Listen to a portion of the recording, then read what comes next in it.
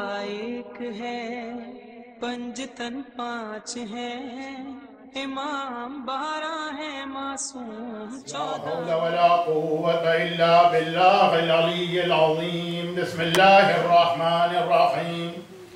الحمد لله الملك الحق المبين، والصلاة والسلام على حبيب إله العالمين سيدنا ومولانا أبي القاسم محمد۔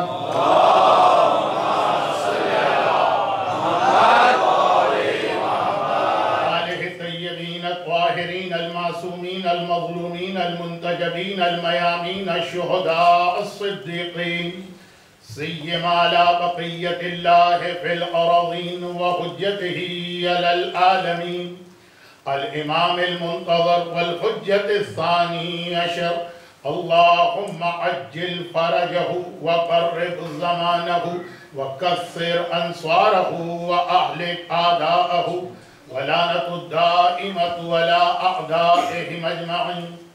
أما بعد، فقد قال الله عز وجل في كتابه المبين وقرآنه المتين وقرآنه المجيد، بسم الله الرحمن الرحيم، وما أرسلناك إلا رحمة للعالمين۔ وقال سبحانه وتعالى النبي بالمؤمنين أولى بالمؤمنين من أنفسهم وأزواجه أمهاتهم، وقال بسم الله الرحمن الرحيم،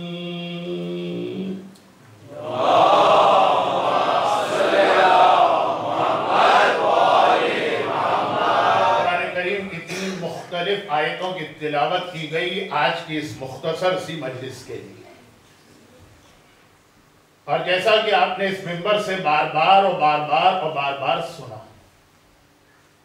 کہ تاریخ اسلام کی یہی 2 عظیم شخصیات تھیں، ایک محسن اسلام حضرت ابو طالب اور ایک محسنہ اسلام جناب خدیجۃ الکبریٰ، کہ جن کے لیے اللہ کے رسول نے ایک دن نہیں، ایک ہفتہ نہیں، ایک مہینہ نہیں، پورا 1 سال اس طرح سے غم میں گزارا کہ آج تک بدترین دشمن اہل بیت کو یہ لکھنا ہی پڑا کہ عام الحزن یا سنت الحزن، غم کا پورا سال۔ ہمارا ایک رات بھی صحیح معنوں میں حق خدیجہ ادا کرنے کو تیار نہیں ہوتے۔ جس انداز سے اپنی سگی ماں کا تذکرہ کر لیتے ہیں، ان کی برسی کے مجلس اتنا ذکر کرنے کے لیے بھی لوگ تیار و آمادہ نہیں ہوتے۔ اچھا، میں یہ نہیں کہہ رہا ہوں کہ جو پاکستان کے آج کی تمام خرابیوں کے بانی حضرت ضیاء الحق صاحب نے فرمایا کہ کیا آپ ملک میں اسلامی نظام چاہتے ہیں؟ اگر ہاں تو اس کا مطلب یہ ہے کہ میں آپ کا پریسیڈنٹ ہوں۔ یہ ریفرینڈم ہوا۔ وہ نہیں کہہ رہا ہوں کہ اگر اس مجلس میں لوگ نہیں آ رہے تو اس کا مطلب ہم نہیں منا رہے ہیں۔ میں یہ نہیں کہہ رہا ہوں کہ غم خدیجہ کی پہچان یہ ہے کہ اسے میری مجلس میں آنا پڑے گا، مجلس کی بات نہیں ہو رہی۔ ایسے یہ بھی ایک پہچان ہے، لیکن اس کے علاوہ اگر آپ مجموعی اعتبار سے دیکھیں تو جو حق خدیجہ طاہرہ قرآن کریم کے جن 3 آیتوں کی تلاوت کی ہے، اس کی روشنی کوشش کی جائے گی کہ مختصر سے وقت میں یہ حق خدیجہ آپ کے سامنے پیش کیا جائے۔ ایک آیت تو وہ ہے کہ جس کے حوالے سے اس سے ملتا جلتا شعر ابھی علمدار میاں نے پڑھا۔ اعلان ہو رہا ہے کہ اے حبیب، ہم نے تمہیں ساری کائنات کے لیے رحمت بنا کے بھیجا۔ اللہ رب العالمین اور اس کا حبیب رحمت للعالمین، اور پھر فوراً یہ بتا دیا کہ جب تمہیں ساری کائنات کے لیے رحمت بنا کے بھیجا ہے، تمہاری رحمت ہر ایک کو مل رہی ہے، تو اب ان لوگوں کا تم سے رشتہ کیا؟ یہ ون وے ٹریفک تو نہیں چلے گا نا کہ لوگ تم سے رحمت لیتے رہیں، بدلے میں انہیں بھی تو کچھ حق ادا کرنا۔ النبی اولی بالمؤمنین من انفسہم، سورہ احزاب۔ یہ اب کم سے کم حق یہ ہے کہ نبی تم پر تمہارے جان اور مال سے زیادہ حق رکھتا۔ دیکھیں، یہ میں نے ایک خاص وجہ سے یہ آیت تلاوت کی، گرچہ اس کا دوسرا حصہ وہ تو آج رات کی مناسبت بنے گا، لیکن پہلا حصہ آج کی ہماری مجلس کا ایک بہت اہم حصہ بننے والا ہے۔ النبی اولی بالمؤمنین من انفسہم، تمہارے مال پہ تمہارا اتنا حق نہیں جتنا نبی کا حق، تمہاری جان پر تمہارا اتنا حق نہیں جتنا نبی کا ہے، تمہاری اولاد پر تمہارا اتنا حق نہیں جتنا نبی کا ہے۔ اب اس کا مطلب کیا ہے؟ وہ تھوڑی دیر ٹھہر گئے، وَأَزْوَاجُهُ أُمَّهَاتُهُمْ، اور اس کی بیویاں تمہاری مائیں۔ اب یہ جو قرآن کریم نے پیغمبر کی بیویوں کو مائیں کہا، اس کو بھی بعض مسلمانوں نے بہت بڑھا دیا۔ یہاں قرآن یہ نہیں کہہ رہا ہے کہ وہ تمہاری حقیقی ماں ہے، ورنہ اس کے فوراً بعد یہ آیت نازل کہ اے نبی کی بیویوں صاحبان ایمان سے پردے کے پیچھے سے بات کرو۔ ماں اور بیٹے کے رشتے میں پردہ ہو ہی نہیں سکتا، وہ ہماری ماں اس حوالے سے نہیں ہے، ورنہ وہ سارے احکامات آتے ہیں۔ اب دیکھیے ان کی میراث میں ہمیں ٹیڑھی پیسہ نہیں ملتا، اگر وہ ہماری ماں تو ماں کی میراث میں اولاد کا پورا حق بنتا۔ اگر وہ ہماری ماں ان معنوں میں کہ وہ ان کے بھائیوں کو ہمارا ماموں بنا دیا گیا، سو کالڈ ماموں، لیکن خیر یہ موضوع آج کی رات میں بہت مجلس کو لمبا کر دے گا، جو چھوڑ دیتا ہوں۔ اس آیت کا ایک شان نزول ہر ایک کو معلوم کہ ایک صاحب نے کھڑے ہو کے یہ اعلان کیا تھا کہ محمد کو مر جانے دو، اس کی فلاں بیوی سے میں شادی کروں گا، اور اتنے یقین کے ساتھ وہ یہ کہہ کیسے رہا ہے وہ بھی ایک مسئلہ۔ تب قرآن کی آیت آئی کہ مائیں ہیں، یعنی ماں اور بیٹے کا رشتہ صرف اس حوالے سے قرار دیا کہ ان سے شادی کرنا حرام، بس اس کے علاوہ اور ام المومنین کا وہ مطلب نہیں ہے جو آج بہت بڑھا چڑھا کے پیش کیا جاتا۔ اور اگر موقع ملا تو جناب خدیجہ کے حالات کے درمیان شاید ایک آدھ اشارہ اور ہو جائے، لیکن نہیں، ابھی تو خالی آیت کا ترجمہ کر رہا ہوں۔ ہاں، صحیح معنوں میں ازواج رسول میں اگر کوئی ہمیں اس امت کی ماں نظر آتی ہے تو وہ جناب خدیجہ طاہرہ ہی ہیں، مگر تھوڑی دیر بعد تیسری آیت قرآن کریم کی جس تیسری آیت کی میں نے تلاوت کی، شاید بہت سے لوگ یہ سمجھ بھی نہ پائے ہوں کہ کوئی آیت تلاوت کی گئی۔ بسم اللہ الرحمن الرحیم، 114 مرتبہ قرآن کریم میں یہ آیت آئی، اللہ رحمان الرحیم۔ یہ آج کی 3 آیتیں۔ رسول رحمت للعالمین، رسول تم پر تم سے زیادہ حق رکھتے ہیں، اور اللہ رحمان الرحیم۔ اب ان تینوں میں غالباً سب سے زیادہ کام والی آیت یہ آخری والی۔ پہلے ہندوستان اور پاکستان میں ایک دوا ہوتی تھی امرت دھارا، آپ میں سے تو اکثر نے اس کا نام بھی نہیں سنا ہوگا، اس کو دیکھنا تو دور کی بات۔ ہر گھر میں یہ دوا ہونی چاہیے، کیونکہ یہ ہر بیماری کا فوری علاج ہوتی۔ رات کے 2 بجے اگر کوئی پرابلم ہو گئے، کسی کو بخار آ گیا، نمونیا ہو گیا، کھانسی ہو گئی، فلو ہو گیا، طبیعت خراب ہو گئی، امرت دھارا ہر بیماری کا علاج بن جاتا، ایٹ لیسٹ فوری طور پہ۔ وہ رات تو خیریت سے گزر جائے۔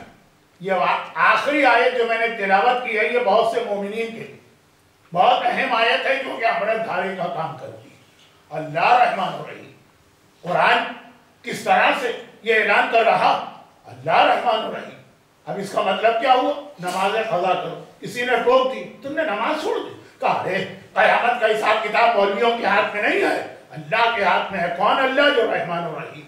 کسی نے شراب پی، ہم نے کہا تم شراب پی رہے، کہا اللہ بہت بخشنے والا، بہت مہربان ہے، وہ ہمیں معاف کر دے گا، آپ لوگوں کا کنٹرول نہیں ہوگا قبر کے اندر۔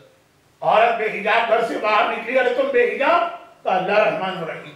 مرد نے داڑھی شیو کرائی اپنا رمضان میں بھی، ہم نے کہا یہ عمل، اللہ رحمان الرحیم۔ کسی کا حق کھا لیا، کسی کی غیبت کر لی، کسی میں تہمت لگا دی، اور ہم نے ذرا سا توجہ ڈائیورٹ کی کہ کیا کر رہے، کہا وہ اللہ رحمان الرحیم۔ تو یہ آیت مومن کے بہت کام آنے والی۔ ہر واجب کو چھوڑ دو، اس آیت کا نعرہ لگا، ہر حرام کو انجام دو، اس آیت کا نعرہ لگا۔ یہ آیت ایک بار جو نازل ہو گئی، بس اب اس کے بعد نہ تمہیں واجبات کی ضرورت ہے کیونکہ اللہ رحمان الرحیم، اور نہ ہی تمہیں کسی حرام سے اپنے آپ کو بچانے کی ضرورت ہے، اللہ رحمان الرحیم۔ مگر کیا یہی اس آیت کا مطلب؟ کیا یہ آیت اللہ نے قرآن میں 114 مرتبہ اس لیے نازل کی ہے کہ میرا رسول لوگوں کے کردار کی اصلاح کرتا رہے اور یہ آیت لوگوں کے کردار کو بگاڑتی رہے؟ کیا یہ آیت اس لیے نازل کی گئی کہ پیغمبر کے سارے مشن اس آیت کا نعرہ لگا کر ختم کیا گیا؟ اللہ رحمان الرحیم ہے، 114 مرتبہ یہ اعلان ہوا، مگر کس طرح کا رحمان الرحیم؟ 30 دن ماہ رمضان یا 29 دن اچھی طرح سے ذہن جھنجھوڑ کر یہ یاد دلایا جاتا ہے کہ اللہ رحمان ہے مگر کس کے لیے؟ اللہ رحیم ہے مگر کہاں پر؟ ایک دعا ایسی جو خاص زمانے کے امام کا تحفہ ہے اپنے شیعوں کے نام کہ جب تک میری غیبت کا سلسلہ جاری رہے تو میں یہ دعا پڑھنا ہوں۔ دعائے افتتاح پورا مہینہ یہ دعا پڑھی جاتی اور اس دعا کا پہلا جملہ ہی یہ بتا رہا کہ اللہ رحمان تو ہے مگر کس کے لیے؟ بسم اللہ الرحمن الرحیم اللہم انی افتتح الثناء بحمدک وَأَنْتَ مُصَدِّقٌ لِلثَّوَابِ بِمَنِّكَ۔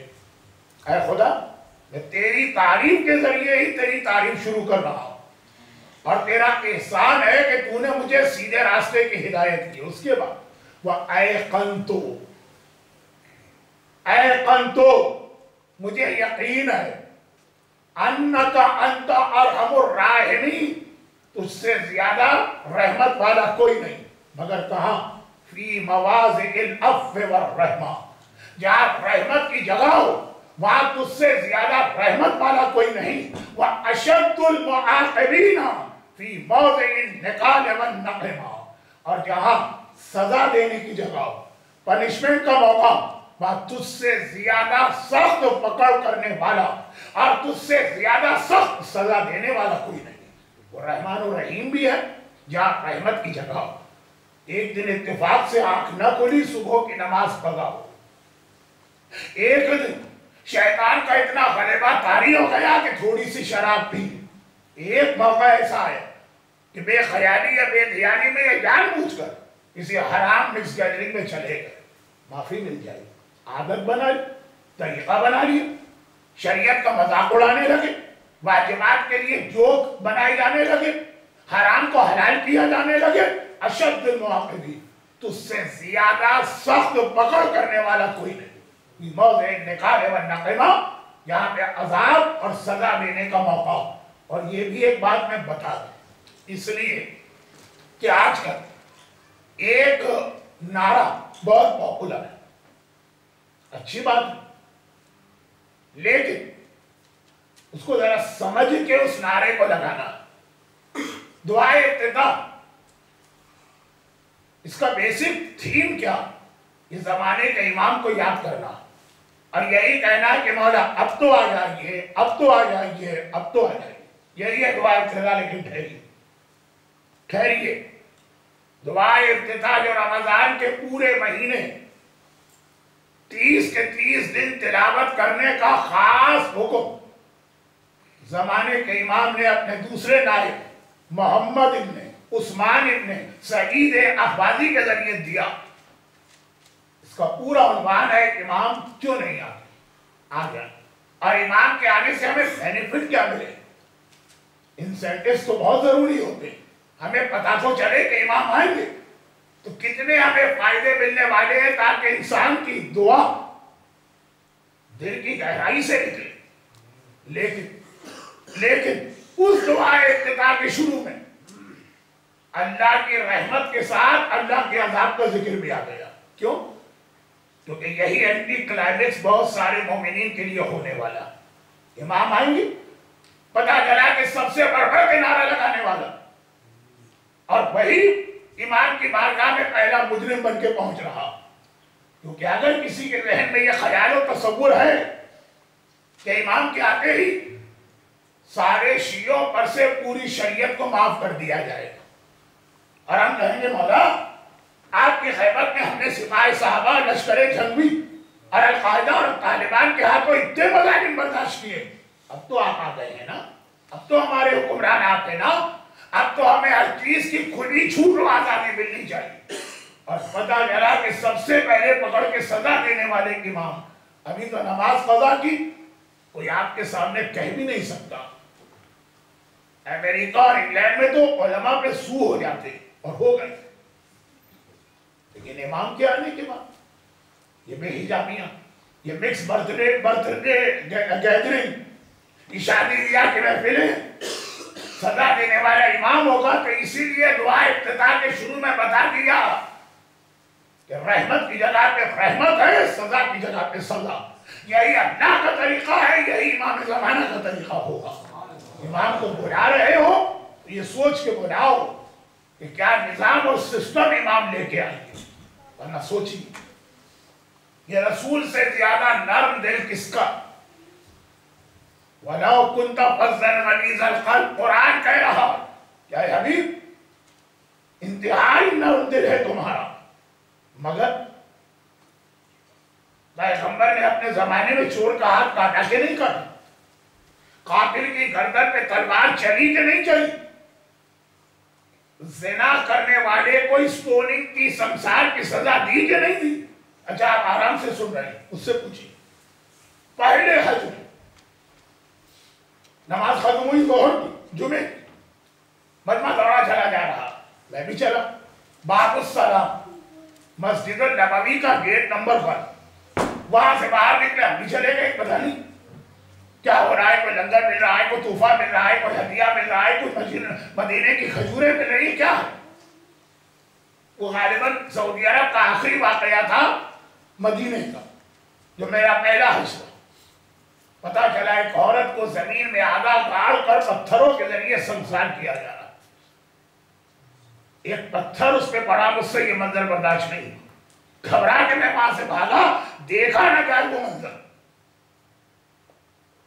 اور ابھی 15 سال پہلے تک ہر جمعے کی نماز کے بعد اسی جگہ پر قاتل کی گردن توڑائی جاتی تھی، حبشی تلوار لے کے آیا ہے، ایک بار گھٹنوں کے بل مجرم کو بٹھایا ہے اور تلوار چل رہی، ہم سے یہ منظر دیکھا نہیں جائے۔ میں دوبارہ وہاں پہ کبھی جا نہ سکا، جبکہ پتا تھا کہ ہر جمعے کو یہ سلسلہ ہو رہا باب السلام اور مسجد حمامہ کے درمیان۔ لیکن اللہ کا رسول رحمت للعالمین، اس کا کلمہ پڑھنے والا اور کلمہ پڑھنے والے اپنے ہاتھ سے یہ سزا دلوا رہے، خود موجود ہیں، میدان میں کھڑے ہیں، اس عورت کو سنسار کیا جا رہا، اس مرد کی گردن کاٹی جا رہی، اس چور کا ہاتھ کاٹا جا رہا۔ رحمت اپنی جگہ، مگر معاشرے کو بچانے کے لیے اور مقصد رسالت کے تحفظ کے لیے یہ سزائیں خود پیغمبر نے دلوائی۔ یہ میں نے صرف اس لیے اتنی سی بات کہی کہ امام زمانہ کا انتظار کرنے والے یہ سوچ کے انتظار کریں کہ امام کا نظام کیا ہو، مگر اصل بات اللہ کی سزا یا عذاب نہیں تھا، وہ بھی تھا۔ ابھی اگلے جملے سے آپ سمجھ جائیں گے کہ میں نے کہ اتنی تھوڑی سی جو ذرا سی سخت تقریر آپ کے سامنے کی اس کا مقصد کیا، مگر اس میں کوئی شک نہیں کہ اللہ کی رحمت اس کے عذاب سے بڑی، اور پیغمبر یہ سزائیں دلوانے کے باوجود رحمت للعالمین، مگر پیغمبر ساری کائنات کے لیے رحمت تو ہے۔ ابھی آپ نے سنا کہ سزائیں بھی دلوائی، اور ایک اصول یاد رکھیے، کوئی آدمی نرم مزاج کا جسے غصہ نہیں آتا، جب کبھی غصہ آئے تو ایسے آدمی کا غصہ بڑا خطرناک ہوتا۔ وہ لوگ جن کی ناک پہ غصہ دھرا رہتا، ہر تھوڑی دیر کے بعد آپ ان کو غصے میں پائیں گے، ان کا غصہ اترتا بھی بہت جلدی۔ لیکن جو اتنا ہی ٹھنڈا، اتنا ہی کول مائنڈڈ، اتنا ہی صبر والا، جب اسے غصہ آتا ہے پھر اس کے سامنے کوئی ٹھہر نہیں سکتا۔ اللہ کے رسول اور رحمت للعالمین، لیکن پیغمبر کے گھر میں کچھ ایسی حرکتیں بھی ہوتی تھی کہ اللہ کے رسول غیظ و غضب میں آ جاتے تھے۔ اگر آپ کو موقع ملے آج سحری کے موقع پر 21वें पारे की आखिरी 2 आयतों का तर्जमा पढ़िए। 2 आयत आपने अपने घरों में शायद कभी ये ना देखा हो, जो रसूलुल्लाह के घर में हो रहा, और कुरान एज इट इज उससे रिपोर्ट कर रहा। अज़वाज रसूल सब के सब मिलके पैगंबर के पास जाती और कहती है कि इस घर में आके तो हमारी किस्मत फूट गई। आयत पढ़ लीजिए, तर्जमा आपके सामने। 21वें पारे की लास्ट 2 आयत, 22वें पारे की पहली आयत में ही आयत अथीर है, उससे पहले की बात कर रहा हूं। इस घर में तो हमें ऐसे वाक़े मिल रहे हैं, ये कुरान कह रहा है, मैं आयत पढ़ नहीं रहा हूं ताकि कम वक्त में बात पूरी हो जाए। 21वें पारे की आखिरी 2 आयत, इस घर में आने के बाद सिवाय मुसीबत के हमने कुछ नहीं देखा। ये अज़वाज रसूल कह रहे हैं, इस घर में तो हमें वाक़े मिल रहे हैं। अपने बाप और माँ के घर में हम कितने आराम और इत्मीनान के साथ थे। अब कुरान की आयत देखिए, कुरान कहता है अज़वाज नबी, दौलत दुनिया चाहिए, अलग हो जाओ इस घर से। ऐ रसूल, इन्हें कुछ दे दिला के रुखसत कर दो, इनकी छुट्टी कर दो। अब एक पूरी आयत जिसको मैं नहीं पढ़ रहा हूं। और ऐसा इस दफा तो इतना बड़ा वाकया हो गया, इस दफा से मतलब 21वें पारे की आखिरी आयत नाज़िल होते वक्त कि अल्लाह के रसूल अपनी तमाम बीवियों को मदीने छोड़कर मदीने से बाहर जनाब मारिया के घर में इस तरह जाके 1 महीने रहे। 1 महीने ना मस्जिद में आए, ना अपनी बीवियों की शक्ल देखी। इसी वजह से जब ये ताने दिए गए कि आपसे अच्छे तो हमारे माँ बाप थे, यहाँ आके तो सिवाय सूखी रोटी की और फटे हुए कपड़ों के हमें कुछ ना मिला, तो इतने जलाल में आ गए अल्लाह के रसूल। 1 महीने मदीने से बाहर जनाब मारिया कट्टिया, पैगंबर इस्लाम की आखिरी बीवी जनाब इब्राहिम की माँ, उनके घर में 1 महीने पैगंबर रहे। और जब अज़वाज रसूल के वालिदैन ने कहा या रसूल अल्लाह मदीने आइए, कहा मैंने कसम खाई है कि 1 महीने में बाहर रहूं। 29 दिन के बाद आ गए पहली बीवी जिन्होंने पैगंबर को देखा। अभी जरा देखिए, बजाय इसके कोई निगामत होती, कोई पछतावा होता, जरा कोई तौबा का तसव्वुर होता, जुमला क्या कहती, या रसूल अल्लाह आप तो कह के कहते कि 1 महीने के बाद आऊंगा, 29वें दिन कैसे आ गया। पैगंबर ने फरमाया कि चांद कभी 29 के बाद भी निकल जाता है तो 29 का भी महीना हो सकता है। ये बाकायदा सारी तारीख है जिसके अंदर किसी मुसलमान का इख्तिलाफ नहीं। ऐसे मौके अज़वाज रसूल ये कहती कि तजुर्बे से हमें एक चीज पता चली, अल्लाह रहमान, रसूल रहमत। और अभी हदीस सुनी, ये वाकया सुनी और मेरी तकरीर का पहला हिस्सा मुकम्मल। अज़वाज रसूल कहती है कि मुसलसल तजुर्बे से हर दूसरे दिन पैगंबर के घर में झगड़ा हो रहा, हर तीसरे दिन कोई ना कोई इख्तिलाफी बात आ रही। अल्लाह का रसूल कहाँ सब्र करे, सब्र करते हैं, लेकिन कभी इस्लाम में गुस्सा वाजिब भी हो जाता है जो ज्यादातर हराम। अज़वाज रसूल कहती जब अल्लाह के रसूल को जलाल आता फिर हम में से कोई सामने नहीं गए। अलबत्ता तजुर्बे से एक बात पता चली कि पैगंबर कितने ही गुस्से के आलम में क्यों ना, अगर किसी की ज़बान पे सिर्फ नाम खदीजा आ गया, बस एकदम लगा ये रसूल ही नहीं है जो 1 मिनट पहले हमारे सामने खड़े, एकदम पैगंबर का अंदाज बदला, चेहरे पे मुस्कुराहट आई और हंस हंस के और मुस्कुरा के खदीजा ताहिरा की जिंदगी के 28 साल के हालात अल्लाह के रसूल बयान करने लगे। वो 25 साल जो पैगंबर के साथ गुजारे और जो 2 साल उससे पहले सामान्य तिजारत का मसला चल रहा था, हमने ये अज़वाज रसूल की सबकी मिलकर एक गवाही है कि हमने फार्मूला बना लिया। हमारे सामने एक उसूल आ गया, जब अल्लाह का रसूल गज़ब के आलम में हो, अगर पैगंबर को रहमत के आलम में वापस लाना है, अगर पैगंबर के चेहरे पे मुस्कुराहट लाना है, अगर पैगंबर के जलाल का खातिमा करना है, तो एक ही तरीका है, जिक्र खदीजा पैगंबर के सामने छेड़ो। ذکر خدیجہ چھیڑنے کی ضرورت بھی نہیں ہے، خالی نام خدیجہ لے لو، اور اب پیغمبر خود ہی ذکر خدیجہ پہ ذکر خدیجہ کر رہے، خدیجہ کے حالات بیان کر رہے، خدیجہ کے احسانات۔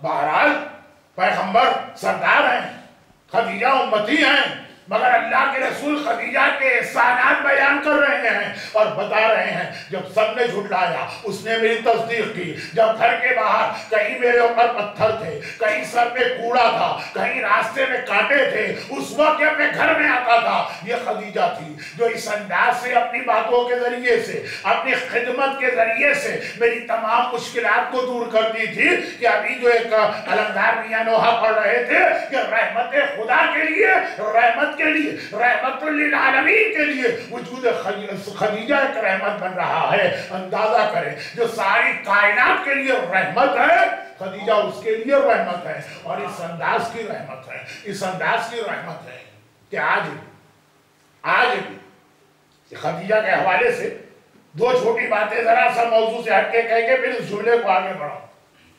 جناب خدیجہ طاہرہ کے حوالے سے پہلا جملہ یہ کہ اللہ کے رسول نے 11 نکاح کیے یا 13 نکاح کیے یا 21 نکاح کیے، وہ ساری بحث اپنی جگہ، پوری جوانی صرف خدیجہ طاہرہ کے ساتھ گزاری ہے۔ 25 سال کی عمر تھی رسول کی جب خدیجہ سے نکاح ہوا، 50 سال کی عمر تھی جب خدیجہ کا انتقال ہوا ہے۔ پوری جوانی خدیجہ طاہرہ کے ہوتے ہوئے پیغمبر نے دوسری کوئی شادی نہیں کی ہے۔ خدیجہ طاہرہ کے برابر، خدیجہ طاہرہ کے گھر کی دیوار ملا ہوا، خدیجہ طاہرہ کا مساوی رتبہ پیغمبر نے کسی خاتون کو نہیں دیا۔ یہ دو ہی عورتیں ایسی گزری ہیں، ایک خدیجہ کی بیٹی فاطمہ ہے، جب تک فاطمہ ہے مولا علی نے دوسری کوئی شادی نہیں کی۔ ایک خدیجہ ہے، جب تک خدیجہ طاہرہ ہے پیغمبر نے دوسری کوئی شادی نہیں کی، اس لیے کہ اسلام میں ایک اصول ہے کہ اگر آدمی 2 یا 2 سے زیادہ شادیاں کرے تو برابر کا سلوک کرنا پڑے گا، برابر کا سلوک کرنا پڑے گا۔ خدیجہ طاہرہ کے ہوتے ہوئے کوئی اور بیوی آئے، اگر اللہ کا رسول اس کے ساتھ ویسا ہی سلوک کرے جیسا خدیجہ کے ساتھ کر رہے ہیں تو یہ خدیجہ پہ ظلم ہو جائے گا۔ اور اگر خدیجہ کو اس پر اس طرح گھر کے معاملات میں فضیلت دی تو دوسری شادی کی یہ شرط یا کنڈیشن ختم ہو رہی ہے۔ چنانچہ اللہ کے رسول نے خدیجہ طاہرہ پہ ظلم نہ ہونے پائے وہ پوری زندگی جب تک خدیجہ رہی دوسری شادی نہیں کی۔ ایک بات، دوسری بات، خدیجہ طاہرہ پیغمبر اسلام کے عقد میں آنے سے پہلے کہیں شادی نہیں ہوئی، کہیں شادی نہیں ہوئی۔ بہت زیادہ مشہور ہے کہ 2 شادیاں ہو چکی تھی، تیسری شادی رسول سے ہوئی، یہ بھی غلط۔ اور پیغمبر کے برابر عمر میں تھی، پیغمبر 25، خدیجہ 28۔ بہت زیادہ مشہور ہے کہ خدیجہ 40 کی تھی، وہ بھی غلط۔ لیکن خدیجہ طاہرہ پیغمبر کی وجہ سے، پیغمبر کی امت سے اتنی محبت کرتی۔ اور یہاں پہ میں اپنی تقریر کے اہم ترین حصے پہ آ رہا ہوں جو میری آج کی مجلس کا اصل موضوع، خدیجہ طاہرہ۔ آخری حصے میں ایک فقہی مسئلہ آئے گا جس کی کافی تفصیل نکل آئے گی، لیکن اس سے پہلے خدیجہ طاہرہ پیغمبر کی وجہ سے، پیغمبر کی امت، یہ پیغمبر کا کلمہ پڑھنے والے، یہ پیغمبر کو اپنا آقا ماننے والے، یہ پیغمبر کی اولادیں ہیں، پیغمبر سے محبت مجبور کر رہی ہے خدیجہ کو کہ اتنا خیال کرے امت رسول کا کہ آج بھی یاد رکھیے، آج بھی روزی اور رزق کے لیے، جاب کی سیکیورٹی کے لیے، بزنس میں برکت کے لیے خدیجہ طاہرہ کے وسیلے سے بہتر کوئی وسیلہ نہیں۔ حتی ائمہ طاہرین نے حکم دیا ہے، بلکہ جناب خدیجہ کے حوالے سے 2 باتیں سنی، اور ایک جملہ میں جو میری ساری زندگی کی مجالس کا سبجیکٹ ہوتا ہے اس کے سیکوینس میں کہوں اگرچہ اس کے کانٹیکس میں کہوں اگرچہ اس کا ٹائم آج نہیں، کہ آنے والا زمانہ مومنین کرام کی روزی اور رزق کے لیے بڑا خطرناک زمانہ آ رہا۔ یہ ظہور ایمان کی نشانیوں میں سے ایک نشانی کہ 1/3 دنیا جب بھوک سے مرے، بہت خطرناک زمانہ آ رہا۔ خدیجہ طاہرہ کا وسیلہ، میں پھر وہی جملہ کہوں، خدیجہ طاہرہ کے فضائل تو پڑھے جاتے ہیں لیکن واقعا دعا کے اندر وسیلہ خدیجہ کو دل کی گہرائی کے ساتھ اس کی عظمت سمجھ کے شامل کرنا. دو چیزیں یہاں پہ. اگرچہ ایک صاحب نے بڑی حیرت کی, ابھی 3 مہینے پہلے آسٹریلیا سے باہر ایک جگہ بیٹھ کے ایک صاحب میرے پاس یہ کیلکولیشن لے کر آئے کہ مولانا پچھلے 2 سال میں آپ نے یہ واقعہ 25 دفعہ پڑھا. میں نے کہا سلور جبلی ہو گئی. کہنے کہ نہیں 26 دفعہ پڑھا. 26 دفعہ یہ واقعہ پڑھا. کبھی میلبرن میں نہیں پڑھا.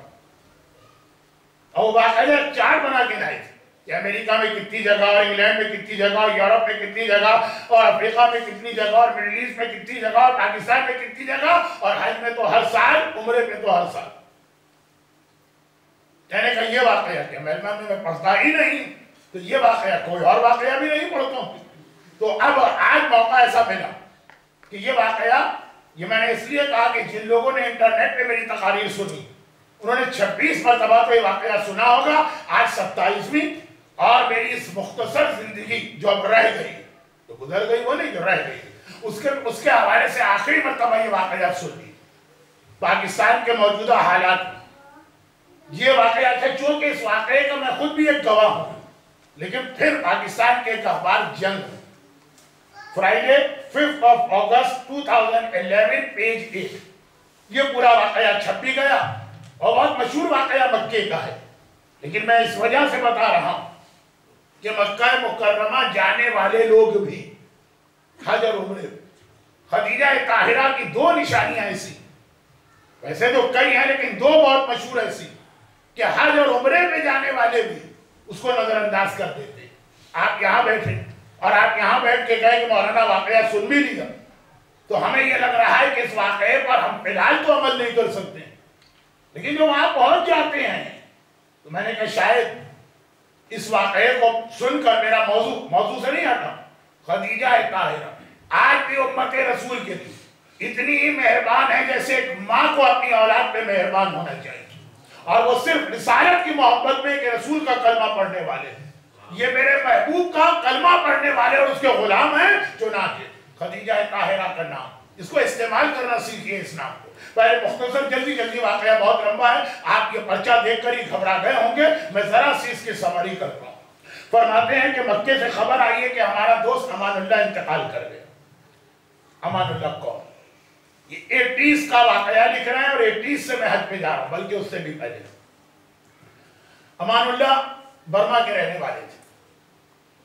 فرسٹ ورلڈ وار کے بعد جب کمیونزم روس میں آیا تو روس کے مسلمان کو نکالا گیا, وہ مدینہ مکے میں آئے. وہاں کی حکومت, اس وقت کی حکومت نے نیشنلٹی, وہ لوگ آج بھی مکے میں بخاری کہلاتے ہیں. بہت سے بخاری پنجاب میں بھی ہیں, لیکن یہ جو بخاری مکے مدینے میں, یہ بخاری ہیں جو کمیونزم کے فوراً بعد بخارا سے نکلے.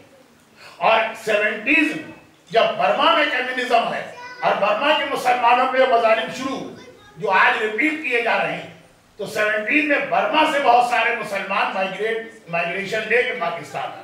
امان اللہ بھی ان میں سے, وہ پاکستان آئے. سعودی حکومت نے برما کے لوگوں کو اپنے ملک کا ویزا اور پھر نیشنلٹی. امان اللہ اپنے والد کے ساتھ مکے آ گئے. اس وقت امان اللہ کی عمر 13 سال کی تھی. وہ سونار کی ایک دکان میں ملازم ہو گئے. یہ دکان مروا پہاڑی کے پاس پرانا جو گولڈ مارکیٹ یا سرافہ بازار جسے اردو میں کہتے ہیں, وہ مروا پہاڑی کے بالکل سامنے تھا. آپ نے اپنے بزرگوں سے شاید سنا, اپنے والد سے, کہ جب میں گیا تھا آج پہ تمہاری ماں کو مروا کی طرف نہیں لے جاتا تھا. اتنی سونار کی دکانیں تھی کہ وہ تو چمٹ جاتی تھی کہ کعبہ بعد میں دیکھیں گے, پہلے یہ خریدنا. تو وہ پوری ایک بہت بڑی مارکیٹ تھی مروا, صفا اور مروا میں سے مروا پہاڑی کے ساتھ. وہاں یہ ملازم ہو گئے.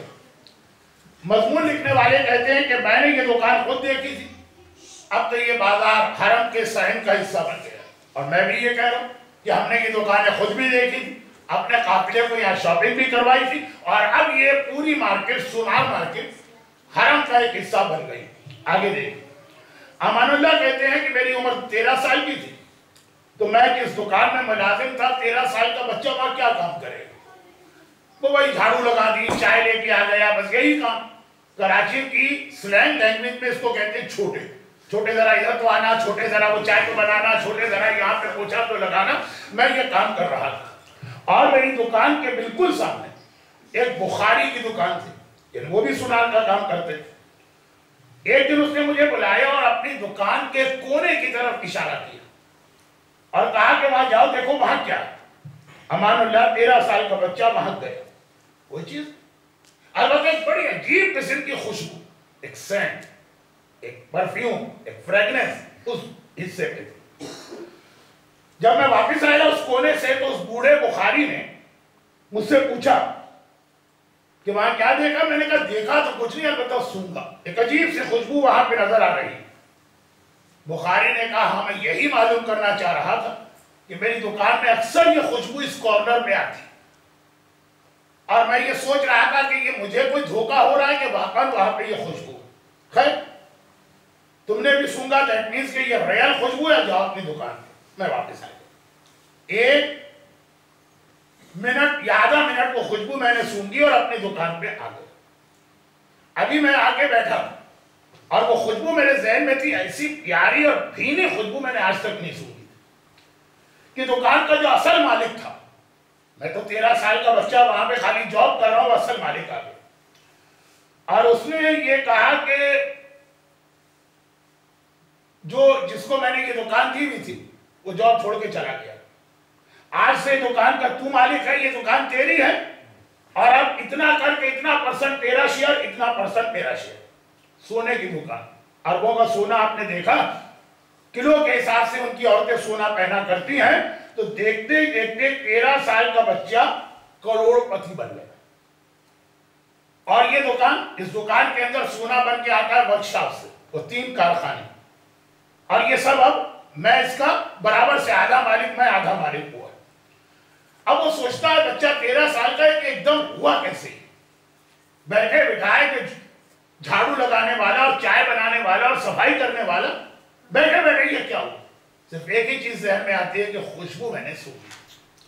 فرماتے ہیں کہ اب کچھ عرصہ گزرا تو وہ بوڑھا میرے پاس آیا اصل مالک، کہنے لگا کہ میرے بچے بڑے ہو گئے ہیں، وہ یہ سنار کا کام نہیں کرنا چاہتے بلکہ باہر نکل گئے، میرا بالکل آخری وقت ہے، وہ جب میں 50-50 تھا وہ بھی ختم، اب پورے کا مالک میں تجھے بنا رہا ہوں، یہ دکان تیری، یہ تینوں کارخانے تیرے، اور یہ اس کے اندر جو منو سونا، تولے یا گرام کے حساب سے نہیں، سیر یا کلو کے حساب سے نہیں، منو، یہ سارا کا ساتھ تیرا ہے، تو جانے اور تیرا کام۔ فرماتے ہیں کہ پھر کچھ عرصہ گزرا، اب وہ غالباً یہ 88 کی بات ہے، جب وہ پورا بازار توڑا گیا، ایکسٹینشن ہوا حرم کا، مروہ پہاڑی کے قریب کی دکانیں توڑی گئی۔ اب جب وہ توڑا گیا تو حکومت نے ہر دکان کے مالک کو اس کی ایک دکان کے بدلے میں 2 دکانیں حرم کے سامنے دی۔ چنانچہ خانہ کعبہ کے حرم کے سامنے زمزم ہوٹل، ہلٹن ہوٹل، یہ سب جو ہیں، اس میں اس کو 2 دکانیں سونے کی ملی۔ وہ جو ایک دکان بہت پرانی، وہ ٹوٹی، اور بالکل پرائم لوکیشن جسے کہتے ہیں انٹرکون ہوٹل، ہلٹن ہوٹل، زمزم ہوٹل، یہ تینوں کے شاپنگ ایریا، کروڑ پتی لوگ آتے ہیں وہاں، اس کو 2 دکانیں مل گئی۔ اب یہ کہہ رہا بلکہ 3 دکانیں ملی، تینوں شاپنگ ایریا میں الگ ہے۔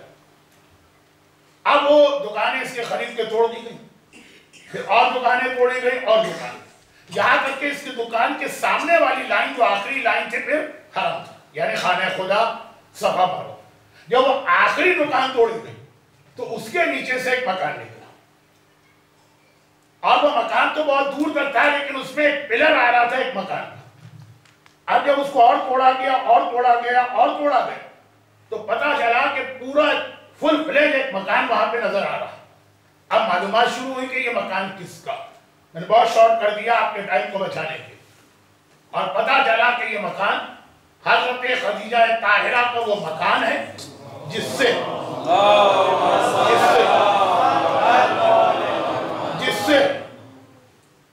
اللہ کے رسول نے شب ہجرت کی تھی اور مولا کو اپنے جگہ بستر پہ سلایا۔ یہ وہی مکان ہے جہاں جناب خدیجہ طاہرہ شادی کے بعد رسول خدا کو ریکویسٹ کر کے لائی تھی کہ عام طور پہ شادی ہوتی ہے تو دلہن شوہر کے گھر جاتی ہے، خدیجہ طاہرہ ہاتھ جوڑ کے ریکویسٹ کر کے پیغمبر کو لائی تھی کہ آپ کے چچا ابو طالب کی تو اور اولاد ہے لیکن میرا دل چاہتا ہے آپ میرے گھر آئیں۔ اور اس گھر میں اللہ کے رسول نے 28 سال گزارے، 25 سال خدیجہ کی زندگی، یہیں پہ جناب قاسم پیدا ہوئے، خدیجہ کے بڑے بیٹے، جس کی وجہ سے رسول ابو القاسم کہہ جاتے ہیں۔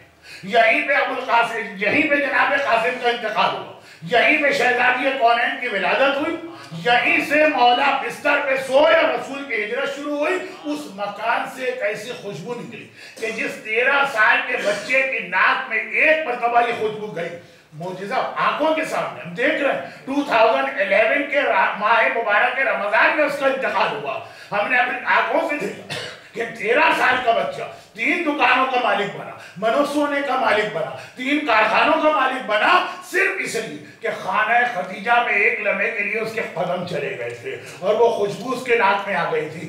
آج بھی جناب خدیجہ طاہرہ کا مقام شیعہ اور سنی تمام علماء نے مل کے اپنی کتابوں میں لکھا ہے کہ اگر کوئی ایک سوال کرے کہ مکہ خانہ کعبہ کے بعد سب سے افضل جگہ کون سی ہے، تو تمام علماء اسلام شیعہ اور سنی مل کے کہتے ہیں کہ وہ جگہ حضرت خدیجہ طاہرہ کا گھر ہے، جو کعبے کے بعد افضل ترین جگہ ہے۔ اگر کبھی آپ کو حج پر جانے کا موقع ملے، اور انشاءاللہ ملے گا، اور اگر کبھی عمرے پہ جانے کا موقع ملے اور ملے گا، تو آپ حرم کی زیارت ضرور کریں، خانہ کعبہ کے طواف کریں، مگر کسی جاننے والے سے پتہ پوچھتے ہوئے اس جگہ پہنچ جائیے جہاں پہ یہ دکانیں تھیں، جسے توڑ کے اب ایک میدان بنایا گیا ہے، گراؤنڈ۔ رات کے وقت لوگ کارپیٹ بچھا کے یا ویسے ہی زمین پہ بیٹھ کے ساری رات عبادت کرتے ہیں، اس کا وہ لوکیشن معلوم کیجئے گا، وہ کون سی جگہ ہے جہاں حضرت خدیجہ کا مکان تھا۔ میں اپنے more than 70 وزٹ جو میں نے مکے کے کیے ہیں، حج عمرے ملا کر، اتنے لوگوں کو وہاں پہ ایسی دعائیں مانگتے سنا کہ ہم اور آپ سنیں تو کہیں گے پاگل ہو گیا، یہ دعا بھلا قبول ہو سکتی؟ تو ناممکن چیز کی دعا کر رہا، اور اپنی آنکھوں سے دیکھا ہے کہ within months لوگوں کی وہ دعائیں قبول ہوئی ہیں، خاص طور پر روزی کے حوالے سے۔ اچھا یہ ایک اصول ہے، اس کے ساتھ ایک چھوٹا سا اصول اس لیے ملا دوں، وقت نہیں ورنہ یہ چیزیں ذرا میں تشریح کے ساتھ بتاتا۔ اس کے ساتھ ایک چھوٹا سا اصول اس لیے ملا دوں کہ ہو سکتا کسی کے پاس ایسی کوئی دعا ہو اس وقت، یا خدا نہ کرے آنے والے دنوں میں پیدا ہو جائے اور وہ مکہ نہ جا سکے۔ مسلم ابن عقیل نے ایک اصول ہمیں دیا تھا اپنی شہادت کے موقع پر۔ دیکھیں عام اصول یہ کسی سے ملو اس کو دیکھو تو سلام کرو۔ مسلم حسین سے بہت دور تھے، دارالامارہ کی چھت پہ کھڑے ہیں، ابن زیاد کا جلاد تلوار لے کے آگے بڑھ رہا، مسلم کی گردن اڑانے والا۔ مسلم آقا حسین کے سامنے اس وقت نہیں پہنچ سکتے، لیکن جہاں کھڑے ہیں وہیں سے کھڑے ہو کے کہا السلام علیکم یا ابا عبداللہ۔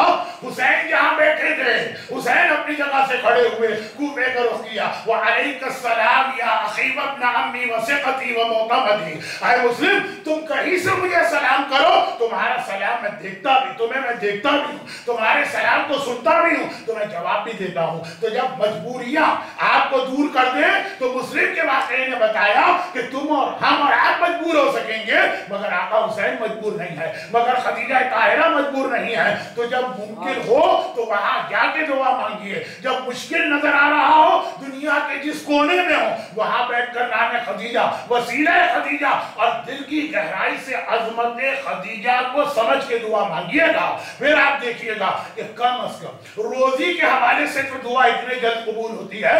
اگرچہ میں نے تو اس کے علاوہ ایسے مسائل کو حل ہوتا دیکھا، ایسے مسائل کہ جہاں بالکل یقینی بات، ایڈز کا مریض ہے، آخری اسٹیج میں ہے، اس کی ماں تڑپ کے آئی ہے، ماں دعا مانگتی ہے، واپس جاتی ہے، پتہ چلا کہ بیماری ختم ہو گئی ہے۔ لیکن خدیجہ طاہرہ کے حوالے سے ایک بات اور سن لیجیے، اور ہمارے علماء ایک جملہ بہت دعوے کے ساتھ لکھا کہ روزی کے لیے تو ہمارے پاس پھر بھی بہت دعائیں، بہت ساری دعائیں۔ ایک تو یہ عمل میں نے خاص آپ کو بتایا، لیکن اس کے علاوہ ایک عمل ایسا ہماری تمام احادیث کی کتابیں دیکھ ڈالی، اس کا کوئی سلوشن نہیں ہے سوائے خدیجہ طاہرہ، اور وہ کیا ہے؟ وہ اس کا الٹا مسئلہ، وہ یہ ہے کہ آدمی کے پاس پیسے ہیں، ان گڈ فیتھ کسی کو دیے، قرضہ دیا، بزنس کے لیے دیا، اور وہ دبا کے بیٹھ گیا، واپس نہیں کر رہا۔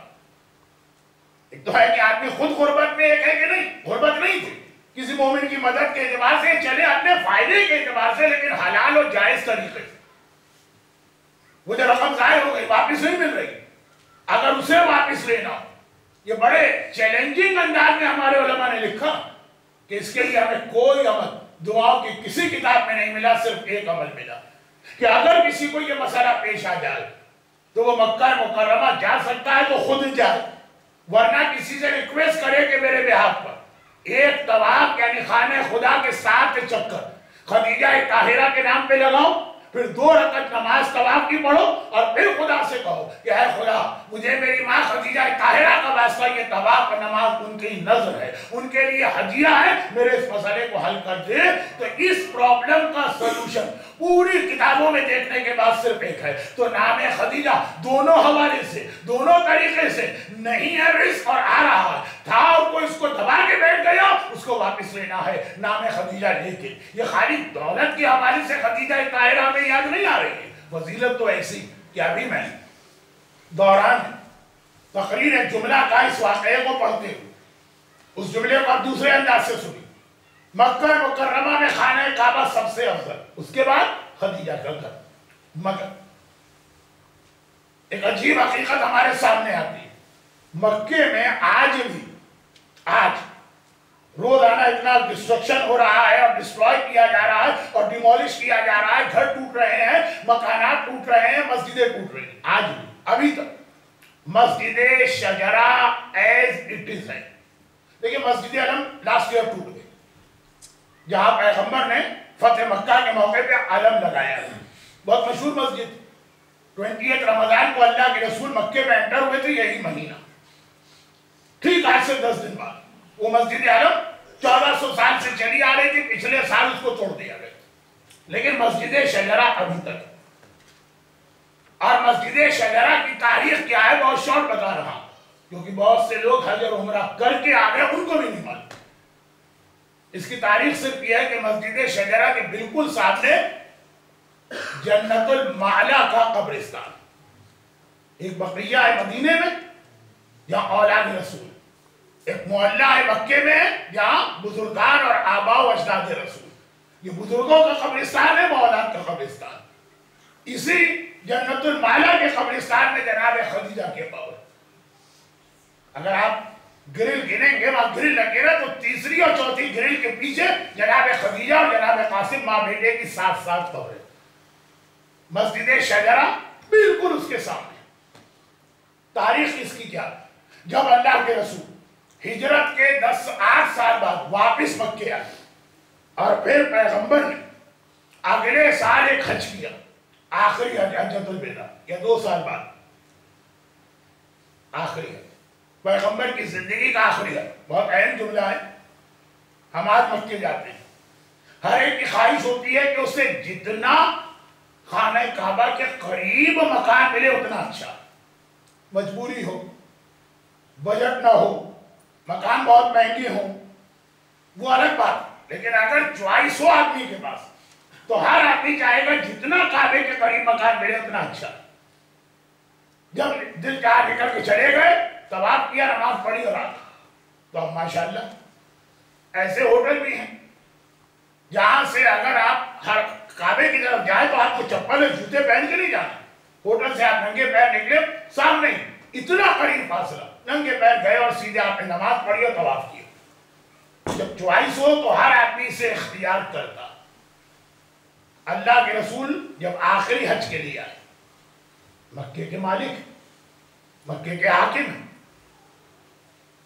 جہاں چاہے مکے میں قیام کر سکتے ہیں، خود حضرت ابو طالب کا گھر ہی اگر اختیار کر لے تو خانہ کعبہ کے بالکل سامنے نہیں، جہاں آج مسجد شجرہ ہے، اس درخت کے نیچے پیغمبر نے خیمہ لگایا اور یہاں کھڑے، اور یہ بالکل آخر تھا مکے کا، جہاں مکہ ختم ہو جاتا تھا۔ پہلے زمانے میں قبرستان شہر کے باہر بنائے جاتے تھے، شہر کے باہر تھا یہ۔ آج ہم جا کے عزیزیہ میں رہتے، مجبوری ہے، حرم کے قریب مکان یا ہے نہیں ہے، اتنے مہنگے ہیں، اللہ کے رسول کو کیا مجبوری؟ وہ مکے کے باہر قبرستان کے قریب رہ رہے ہیں، یعنی اب میں جملہ بدل، خانہ خدا کے قریب نہیں رہ رہے، خانہ کعبہ کے قریب جگہ مل رہی ہے، پھر بھی قیام نہیں کر رہے۔ کسی نے پوچھ لیا یا رسول اللہ آخر اس کی وجہ کیا ہے؟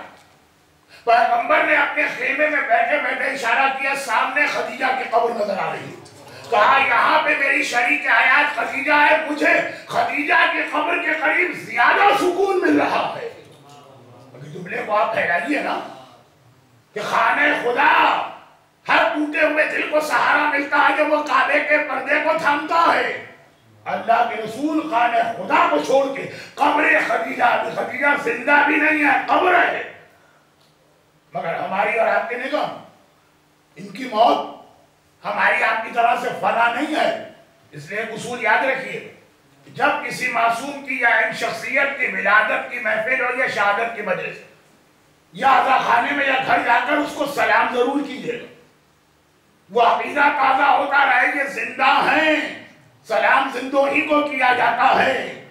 مجھے یاد ہے کہ اپنے زمانے میں ہر امام کی شہادت کے دن اس امام کی زیارت پڑھائی جاتی ہے، ہر امام کی ولادت کی محفل میں اس امام کی ولادت کی مناسبت سے ان کو سلام یا زیارت ہوتی ہے۔ آج بھی جناب خدیجہ کی زیارت ہونی چاہیے اور ہوگی انشاءاللہ، لیکن اللہ کا رسول قبر کی جانب اشارہ کر رہا کہ یہ خدیجہ نے ساری زندگی اس طرح میرا ساتھ دیا کہ آج بھی میں اس کی قبر کے قریب رہتا ہوں تو مجھے زیادہ تسلی، زیادہ سکون، زیادہ سیٹسفیکشن ملتا ہے جو خدیجہ طاہرہ رحمت للعالمین رسول کے لیے اتنا سکون لے کر آئے، اتنی رحمت لے کے آئے کہ مدینے میں ازواج رسول کہیں پیغمبر کا غصہ ٹھنڈا کرنا ہو نام خدیجہ لے لو، مکے میں آج بھی مسجد شجرہ کہیں پیغمبر کو سکون کہاں ملتا ہے وہ ڈھونڈنا ہو تو قبر خدیجہ تک آ جاؤ۔ خدیجہ اسلام ہی کی نہیں، پیغمبر اسلام کی بھی ایسی موثرہ ہیں جنہوں نے رحمت للعالمین کے لیے رحمت اور سکون کا کام کیا ہے، مگر اب میرا اپنا ایک انداز ہوتا لوگوں کو پسند نہیں، اس لیے میں عام طور پہ مجلسیں اور محفلیں نہیں پڑھتا، مجبوری کی وجہ سے آج میں یہاں پہ آ گیا ہوں، لیکن اپنا انداز تو نہیں بدلوں گا، بالکل اب آخری جملے، مگر یہ خدیجہ طاہرہ جو پیغمبر کے لیے اتنا سکون لے کر آ رہی ہے اپنے قربانیوں کی وجہ سے، خدمت، اطاعت یعنی ساری۔ میں غار حرا کے واقعے کی طرف گیا ہی نہیں کیونکہ بہت مشہور واقعہ تھا، مگر خانہ خدیجہ پہ جا کے دعا مانگنا ابھی ہمارے یہاں کم مشہور، اور قبر خدیجہ کے قریب پیغمبر کا قیام یہ کم مشہور ہے، اس لیے میں نے یہ دو پوائنٹس زیادہ ہائی لائٹ کی۔ مگر اس پوری تقریر کو سن لیا آپ نے، اس میں آپ کو صادق حسن کہیں نظر نہیں آ رہے ہوں، وہ اب شروع ہو رہے ہیں۔ تو خلاصہ یہ ہے کہ یہ خدیجہ طاہرہ ایسی جانثار، ایسی وفاشوا، ایسی اطاعت گزار، مگر اس کے باوجود پیغمبر کی احتیاط دیکھیے، جب کبھی مکے میں کوئی پرابلم آتا، یہ چیزیں اب جو بات میں کہہ رہا ہوں یہ آپ کی سنی ہوئی ہے، اس لیے یہ میرا اصل سبجیکٹ نہیں، اس کا نتیجہ، جب کبھی مکے میں کوئی مسئلہ آتا مسلمانوں کو چھوڑے کافروں کو بھی، کلمہ پڑھنے والوں کو چھوڑے کچھ پرستوں کو بھی، کوئی پرابلم پیش آئے پیغمبر خدیجہ طاہرہ کے پاس آتے ہیں، کچھ نہیں کہتے، خدیجہ طاہرہ پیغمبر کے چہرے سے پہچان لیتی ہے کہ اس وقت پریشانی ہے۔ لَقَدْ جَاءَكُمْ رَسُولٌ مِّنْ أَنفُسِكُمْ عَزِيزٌ عَلَيْهِ مَا عَنِتُّمْ حَرِيصٌ عَلَيْكُمْ بِالْمُؤْمِنِينَ رَءُوفٌ رَحِيمٌ۔ قرآن کریم نے سورہ توبہ کی سیکنڈ لاسٹ آیت میں بتایا یہ وہ رسول ہے جو رحیم تو ہے تم پر، مہربان بھی ہے، مگر تمہاری پریشانیاں اس کو پریشان کر دے۔ یاد رکھیے جب آپ کے گھر میں کوئی پریشانی آتی ہے نا، آپ اتنے پریشان نہیں ہوتے جتنے رسول اللہ پریشان ہوتے ہیں آپ کی پریشانی پر، رحمت للعالمین، اور خالی مسلمان نہیں کافر۔ خدیجہ پیغمبر کا چہرہ دیکھتی ہے سمجھ جاتی ہے، یا رسول اللہ یہ پریشانی کیسے؟ کہ خدیجہ مکے والوں کے لیے قافلہ آ رہا تھا، راستے میں لٹ گیا، اب مکے میں کھانے پینے کی شارٹیج ہو گئی ہے، کچھ چیزیں نہیں، اتنا سننا ہے خدیجہ طاہرہ غلام کو بلایا، کہا کہ وہ فلاں گودام سے یا فلاں تجوری سے یا فلاں نوکر سے یہ چیزیں لے کر، یا رسول اللہ آج آپ بہت پریشان نظر آ رہے ہیں، کہا کہ ہاں بارشیں نہیں ہوئی، مدینے کی فصلیں سوکھ گئی، تو مکے والوں کو کھانے پینے کی چیزیں نہیں پہنچا پائے. اب یہ تو میں نے کئی ساری چیزیں آپ کی سنی تھی. خالی مسلمان نہیں، میں ادھر جا ہی نہیں رہا ہوں کہ مسجد نبوی خدیجہ طاہرہ کی دولت سے بنی، غریب مسلمانوں کی مدد خدیجہ طاہرہ کی دولت سے ہوئی. لاسٹ ایئر مکے میں 2 بلڈنگز اور ڈیمولش کی گئی. نمبر 1 مسجد عالم، وہ مکے کے نارتھ میں. نمبر 2 خدیجہ طاہرہ کا خزانہ جو مکے کے ساؤتھ میں تھا. مکہ نے خانہ کعبہ کا نارتھ، خانہ کعبہ کا ساؤتھ. 2 سال پہلے تک جناب خدیجہ طاہرہ کا خزانہ یعنی وہ بلڈنگ فائنانس منسٹری گئی جہاں خدیجہ طاہرہ کا گولڈ، سلور، اشرفی، سونا، چاندی رہتا. یہ دونوں بلڈنگیں لاسٹ ایئر توڑی گئی. ایک مسجد، ایک یہ خدیجہ طاہرہ کا گھر.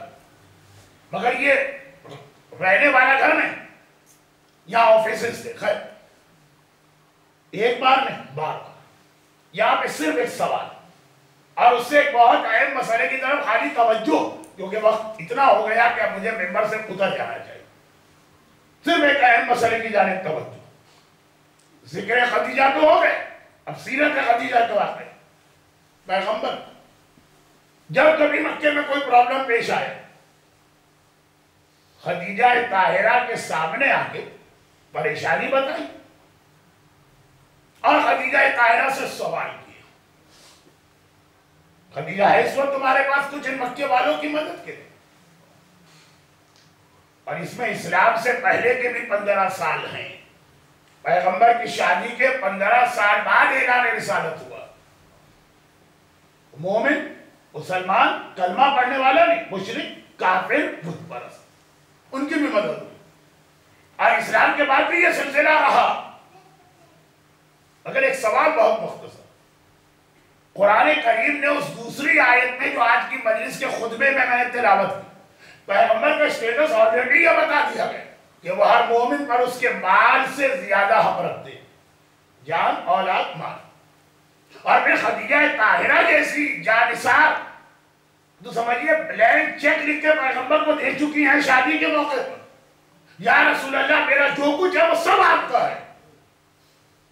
پیغمبر کو بار بار آ کے پوچھنے، سوال کرنے اور مانگنے کی کیا ضرورت؟ کہنا پڑتا خدیجہ اپنے غلام کے ذریعے سامان منگواتی، اور غلام حبشہ کا رہنے والا ایتھوپیا کا 7 فٹ یا 8 فٹ کا تو تاریخوں میں ہے کہ اتنا سونا بوریوں میں بھر کے آتا ہے کہ غلام چھپ جاتا ہے. وہ دیتی ہے، کہتے لے جائیے اللہ کے رسول، جہاں آپ کا دل چاہے خرچ کریں.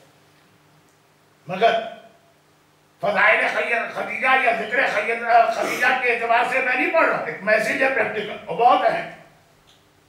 اور وہاں سے رمضان کا میسیج ملے گا اور مسائل شروع ہو جائیں. ذکر خدیجہ تو ہوا، فضائل خدیجہ تو ہوئے. عظمت خدیجہ کا اندازہ اس ایک جملے سے کہے کہ اس چیپٹر کو کلوز کر. زینب کبریٰ کا جو تعارف کرایا اللہ کے رسول نے تو کہہ کر، ہاذہی مسیر خدیجہ، میری اس بیٹی کی عظمت کو پہچانو، یہ میری بیوی خدیجہ طاہرہ کی ماں ہے. خدیجہ طاہرہ کو پیغمبر نے کرائیٹیریا اور معیار بتایا عظمت بتانے کا. خدیجہ انہیں معیار بنایا کہ زینب کی عظمت اس سے پہچانو خدیجہ جیسی ہیں. مگر وہ خدیجہ پیغمبر بار بار آ کے کہہ رہے ایک بہت اہم پیغام، اور یہ پیغام انڈیا اور پاکستان سے زیادہ آسٹریلیا والوں کے لیے ضروری. کچھ چیزیں وہاں نہیں پڑھی جا سکتی، وہاں ضرورت نہیں. ہمارے یہاں انڈیا اور پاکستان میں بھی ایک کنسپٹ آ گیا ہے، اور یہاں وہ یہ کہ شوہر بیوی کا مال، باپ بیٹے کا مال. جو بچے چھوٹے چھوٹے ہوتے ہیں جن کو فیملی بینیفٹ اور مختلف قسم کے سینٹرل لنک وغیرہ سے بینیفٹ ملتے ہیں، پورا ہمارا ہے، ہمارا ان کا ہے، ان کا ہمارا ہے. تو من شدی من تو شدی، تو تن شدی من جائے شدہ. ہم میں ان میں فرق کیا ہے؟ جو ان کا ہے وہ ہمارا، جو ہمارا وہ ان کا. شرعن یہ حرام، شرعن یہ حرام. شوہر کا مال بیوی کا نہیں ہے، بیوی کا مال شوہر کا نہیں. باپ کا مال نابالغ بیٹے کا نہیں ہے، نابالغ بیٹے کا مال باپ کا نہیں. انڈرسٹینڈنگ ہو وہ ایک الگ بات ہے، لیکن اس میں بھی ایک بات سنیے، غلطیاں عام لوگ کرتے ہیں، پھر بعد میں جب اس کا رزلٹ سامنے آتا ہے تو گردن پکڑتے ہیں علماء کی. گلا پکڑتے ہیں مجتہدین کا، یہ مسئلہ حل کر کے دی، کہاں سے حل کریں؟ پرابلم آپ نے کریٹ کیا، پرابلم آپ نے ورس کیا، اب کوئی سلوشن نہیں ہے۔ وہ کیا چیز ہے؟ وہ یہ ہے کہ جہاں ہمارے یہاں آج کل یا آسٹریلیا میں جہاں تک میری اپنی معلومات ہے، ہماری لیڈیز بڑی تیزی کے ساتھ ورکنگ کلاس لیڈیز میں تبدیل ہو رہی، بیوی بھی کما رہی ہے، شوہر بھی کما رہا ہے، دونوں کا پیسہ ایک ہی جگہ آ کے جمع ہو رہا، کس کا کتنا حصہ ہے پتہ ہی نہیں چل رہا۔ اب اگر ان میں سے کسی کا انتقال ہو گیا تو میراث، شوہر کا کتنا حصہ ہے، بیوی کے باپ کا کتنا حصہ ہے، بیوی، اتنا بڑا یہ مسئلہ جن کی نگاہ ایسے چھوٹے موٹے گناہ کوئی حیثیت ہی نہیں رکھتے۔ گرچہ مثال میں نہیں دے رہا، مومن مومن ہے، یہ سلسلہ آگے چلتا میراث کا تو فضل تک پہنچتا، میراث کھا لے، تو جن کی نگاہ میں اس قسم کے مسئلے کی کوئی اہمیت ہی نہیں۔ رمضان کا سب سے بڑا مقصد یہ بتایا لعلکم تتقون، تم متقی بنو، یہی بتایا گیا۔ مگر تقوی ڈیفیشنسی آدمی میں پہلے اس لیے ہوتی ہے کہ اس کے پیٹ میں حرام روزی جا رہی، ایک لقمہ حرام کا جا رہا ہے۔ حرام خالی شراب کا نام نہیں ہے، حرام خالی سور کے گوشت کا نام نہیں ہے، حرام یہ بھی ہے کہ شوہر کا مال بغیر اجازت کے بیوی استعمال کر گئی، بیوی کا مال بغیر اجازت کے شوہر استعمال کرے، نابالغ بچے کو جو بینیفٹ سینٹرل ان سے ملا اگر باپ نے اپنے پرسنل ایکسپنسز میں اس کو لے لیا، یہ بھی حرام۔ اور عجیب بات یہ کہ رمضان کی آیت، اس سے پہلے والی آیت دیکھیے اور اس کے بعد والی آیت دیکھیے تو پورا مقصد رمضان چینج ہو رہا۔ رمضان سے پہلے کی آیت یہ ہے کتب علیکم اذا حضر احدکم الموت ان ترک خیرا الوصیہ، دیکھو خبردار، اللہ نے تم پہ واجب کیا ہے کہ جو مال تمہارے پاس ہے مرنے کے بعد وہ غلط تقسیم نہ ہو۔ پھر آئی آیت روزے والی، جہاں روزے کی آیت ختم ہوئی اس کے بعد کی آیت وَلَا تَأْكُلُوا أَمْوَالَكُمْ بَيْنَكُمْ بِالْبَاطِلِ، دیکھو پورا رمضان تم نے روزہ رکھ لیا، اب تو کم از کم ایک دوسرے کا مال حرام طریقے سے نہ کھا۔ جس کے پیٹ میں ایک درہم حرام کا ہوتا، 40 دن اس کی نماز قبول نہیں، 40 دن اس کا روزہ قبول نہیں، 40 دن اس کی دعا قبول نہیں۔ رمضان کس چیز کا نام؟ نماز کا، روزے کا، دعا کا۔ رمضان انہی 3 چیزوں کا نام۔ وہی جمعے ہر مہینے میں ہوتے، رمضان کے جمعے میں مجمع بڑھ کیوں جاتا؟ وہی جماعت ہر مہینے میں ہوتی ہے، رمضان کی جماعت اضافہ کیوں ہو جاتا؟ رمضان نام ہے نمازوں کا، رمضان نام ہے روزوں کا، رمضان نام ہے دعاؤں۔ 19، 21، 23 شب قدر کے اعمال اپنی جگہ، پورا رمضان، اور یہ تینوں عبادتیں قبول نہیں ہوتی ہے اگر آدمی کے پیٹ میں درہم حرام کا پہنچے۔ اور حرام کا درہم خالی شراب بیچنے والا نہیں ہے، بیوی کی کمائی ہے، اگر شوہر نے بغیر اس کی اجازت کے القاسم بالحیا کالقاسم بالجفا، یہ بھی تو حدیث امام ہے۔ کوئی ظلم کر کے کسی کا حق غصب کرتا ہے، وہی اسٹیٹس ہے جو کسی کے شرم لحاظ مروت حیا سے فائدہ اٹھاتا ہے۔ ہماری چیز، آپ کی چیز، آپ کا دل نہیں جا رہا مجھے دینے کا، میں نے کہا کہ ذرا دے دیجیے، مجھے پتا ہے کہ دل سے راضی نہیں ہے لیکن مولانا کو کیسے منع کریں۔ یہ میں دنیا کے دوسرے علاقوں کی مثال دے رہا ہوں، میلبرن میں سب چلتا ہے۔ تو یہ ہے کہ لوگ بعض اوقات لحاظ و مروت میں آ جاتے ہیں۔ اب پتا ہے مولانا کو کہ یہ دل سے راضی نہیں ہے، مگر ہم نے کہہ دیا وہ کیسے نہ بولے۔ امام نے فرمایا القاسم بالحیا، کسی کی حیات سے ناجائز فائدہ اٹھا کر غصب کرنا کالقاسم بالجفا، جیسے ظلم کر کے کوئی چیز چھینی۔ شوہر بیوی کا رشتہ ایسا، بیٹے باپ کا رشتہ ایسا، شرم۔ پھر میں بتا دوں آخری میرے جملے، آخری جملے تو سن لیجئے، رمضان کی بہت مشہور آیت یا ایھا الذین آمنوا کتب علیکم الصیام، اس سے پہلے والی آیت ہے وصیت، اور جہاں رمضان کی آیت ختم ہو اس کے بعد کی آیت ہے وَلَا تَأْكُلُوا أَمْوَالَكُمْ بَيْنَكُمْ بِالْبَاطِلِ، حرام طریقے سے ایک دوسرے کا مال نہ کھانا۔ پورے مہینے تمہیں فاقے اسی لیے کروائے ہیں کہ کبھی یہ زبان پہ جملہ نہ آ جائے کہ کیا کریں اس تنخواہ میں گزارا نہیں ہوتا، اس لیے ان کا بھی حصہ لینا پڑ رہا۔ یہ اسی لیے تو روزے رکھوائیں تاکہ تمہیں پتا چلے کہ تم فاقے بھی کر سکتے ہو، حکم خدا آ جائے تو فاقے کرنا ہو۔ یہ الگ بات ہے کہ مجھے اطلاع ملی کہ آسٹریلیا میں بھی ایسے لوگ اب تک ہیں جو روزے نہیں رکھتے. میں تو ساری دنیا میں کہتا ہوں کہ روزے رکھنا ہے تو آسٹریلیا آئیے. وہ پتہ چل جائے کہیں پولیس والوں کو تو شاید مجھے کچھ کمیشن بھی ملے. اس لیے انگلینڈ میں 18 گھنٹے کا روزہ ہے, ناروے میں 20 گھنٹے کا روزہ ہے, رشین اسٹیٹ میں 22 گھنٹے کا روزہ وہ لوگ رکھ رہے ہیں. تو پھر ایک مسئلہ ہوتا ہے کہ مولانا 9 سال کی بچی ابھی بالغ ہوئی ہے, 22 گھنٹے کا روزہ کیسے رکھے گی؟ تو شرح مسئلہ بتاتا ہوں کہ اگر حیثیت باپ کی اور بیٹی کی ہے تو واجب ہے 1 مہینے کے لیے ایسے ملک میں جا کے رہے جہاں 9.5 گھنٹے کا روزہ ہو, جیسے نیوزی لینڈ, یا 12 گھنٹے کا روزہ ہو جیسے میلبرن. یہ شریعت کا مسئلہ ہے, ایسا کوئی جوک کے مذاق نہیں ہے, یہ واجب ہے. یا ایک آدمی بیمار ہے 22 گھنٹے فاقہ نہیں کر سکتا لیکن 10 گھنٹے فاقہ کر سکتا. میں ان لوگوں کو ڈائبیٹک پیشنٹس کو لے کے آتا ہوں انگلینڈ سے اور سویڈن سے, آئیے یہاں. اگر آپ کی حیثیت ہے تو 1 مہینے یہاں پہ ٹھہرے. 1 مہینے کی حیثیت نہیں, آدھے مہینے کی ہے, 15 دن ٹھہرے, یہ واجب ہے. لیکن دیکھیے وہاں 9 سال کی عمر لڑکی پہ روزے واجب رکھ رہی ہے اور 18 گھنٹے کے روزے رکھ رہی ہے. کرتی ہے. ٹیڑھے بڑے لوگ تو ہر جگہ ہوتے ہیں. وہاں بھی ایک ڈیمانڈ ہو رہی ہے, ایک نہیں 2 ڈیمانڈ ہو رہی ہے ایک ہی وقت. ایک طرف کہا جا رہا ہے یہ ایڈل ہوڈ کی ایج بڑھائی جائے, یہ 9 بہت کم. دوسری طرف یہ ہے کہ روزے کا ٹائم گھٹایا جائے, یہ 18 گھنٹے بہت.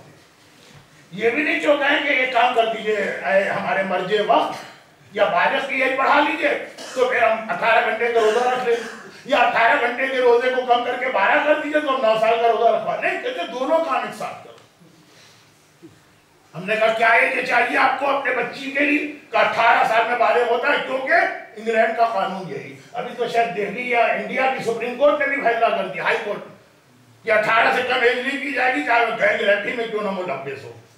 کا یہ کیجیے جو یہاں کا قانون کہتا ہے بالغ ہونے کی عمر وہ بڑھائی. جب میں پہلی دفعہ آیا تھا اسی پنجیزن سینٹر میں تو اسی حال میں, نہیں اس وقت تو مرد وہاں بیٹھتے تھے جہاں عورتیں بیٹھ رہی, یہاں تو باسکٹ بال کھیلا جاتا ہے اور سائملٹینیسلی مجلس ہو رہی ہے, باسکٹ بال کھیل رہے ہیں, دونوں خوش. ہمیں تو کبھی کوئی اعتراض نہیں تھا.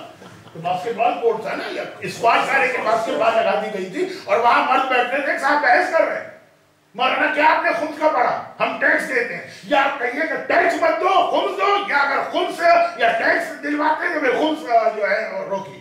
دونوں کام کیسے کر؟ میں نے کہا یہ تو کرسچینٹی سے بھی ورس چیز ہو گئی. کرسچینٹی کہتی ہے قیصر کو قیصر کا حق دو, اللہ کو اللہ کا حق دو.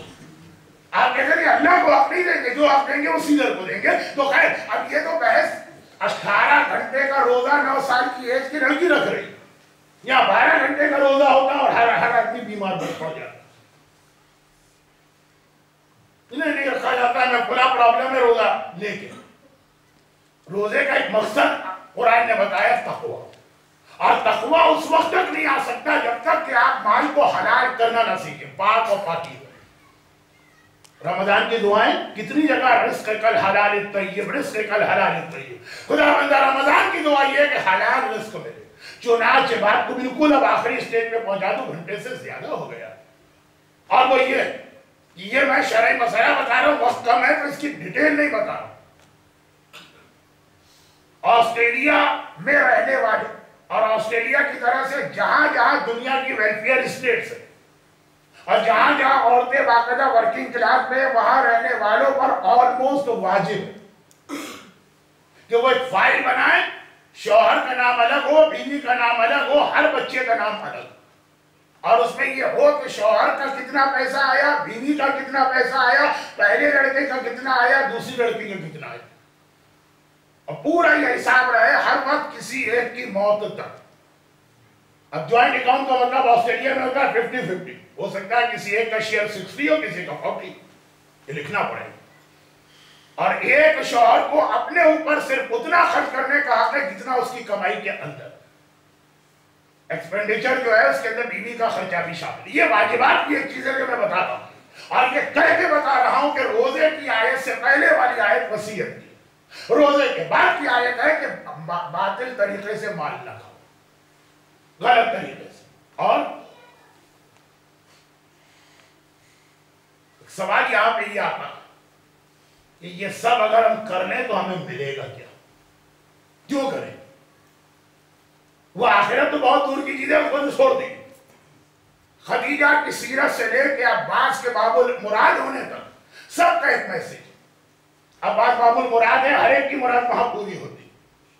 خدیجہ کے نام پہ ہر ایک کو اللہ روزی اور رزق دیتا ہے، اپنے لیے بھی ملتا ہے، جو آپ کا پیسہ کہیں پھنس گیا وہ بھی واپس ملتا ہے. کیوں؟ ان شخصیتوں کی عظمت تو اپنی جگہ ہے، مگر ایک میسج بھی ہے. اللہ کا ایک اصول، یہ روایت میں بھی اللہ کہتا ہے میں بہت خیرت مند، کسی کا قرضہ باقی نہیں رکھتا. جو میرے لیے جو قربانی دے گا یہی چیز اس کو اس سے بڑھ کے میں واپس کروں. اللہ یہ ہم سے یہ واجبات اس لیے نہیں چاہتا کہ اس کو ضرورت ہے، ہمیں واپس بڑھا کے ادا کرنا ہے. 20% خمس اس لیے مانگتا ہے کہ 40 یا 50 یا 100% بڑھا کے واپس کرنا. اسی طرح عباس ساری زندگی ایک تمنا اور مراد تھی. بابا نے جس کے لیے مجھے اللہ سے مانگا وہ وقت آئے میں اپنی جان قربان کروں. کربلا میں سب کو پرمیشن مل گئی جان قربان کرنے کی. عباس پہ پابندی لگا دی، تم تلوار نہیں چلا سکتے. ساری زندگی کی تمنا عباس کیا میں حسین اور اولاد حسین کے لیے تلوار چلا اور روک دی. عباس روک گئے، اپنی مرضی نہیں چلا، حکم خدا گیا. امام کا حکم خدا کا حکم. اللہ نے کہا عباس تم نے اتنی بڑی قربانی میری خاطر کی ہے، اب میں قیامت تک کے لیے تمہارے دروازے کو باب المراد بنا رہا ہوں، جو اپنی مراد لے کر آئے گا تمہارے نام پہ قبول ہو. خدیجہ طاہرہ تو نے میرے نام پہ اتنی بڑی قربانی دی، اتنی دولت جو کتنی جنریشن سے خدیجہ کے پاس جمع ہوئی تھی وہ سب پیغمبر کے نام پہ لٹا دی، وہ سب دین خدا کے نام پہ لٹا دی گئی. کہ خدا اس کے بدلے تیرے نام میں یہ اثر رکھے گا کہ قیامت تک کوئی تیرا نام لے گا. سب کے گھر میں فاقے ہوں گے، اس کے گھر میں کبھی فاقہ نہیں ہوگا. اب یہ جو دو بہت میں نے واضح مثالیں تھی. دیکھیں خدیجہ طاہرہ کا ذکر ہو، جناب زینب کا نام نہ ہو، یہ ہو نہیں سکتا. خدیجہ کا ذکر ہو اور وفات رب عباس کا ذکر نہ ہو، یہ ہو نہیں سکتا. اس لیے میں نے یہ دو مثالیں اس میں ملا دی ساتھ میں. لیکن یہ پیغام ہے عبادت کے لیے. مال کو حلال و حرام کرنا سیکھیے، پھر دیکھیے اللہ کتنی برکتیں دیتا. بہت ہی مختصر ایک جملہ جو میں نے کہا اس کو دوہرا کے مسائل پہ آ گئے، صرف دوہرا. بہت خراب اور برا زمانہ آنے والا رزق کے حوالے سے. دیکھیے قتل و غارت کری اور جنگوں میں مر جانا ایک آسان موت ہوتی ہے، اور سسک کے بھوک کی وجہ سے مرنا بڑی مشکل موت ہوتی ہے. ظہور ایمان یہ ایک نشانی بھی بتائی گئی. بس اہل بیت کا سہارا ہے جو ہم اس مشکل وقت سے گزر سکتے ہیں.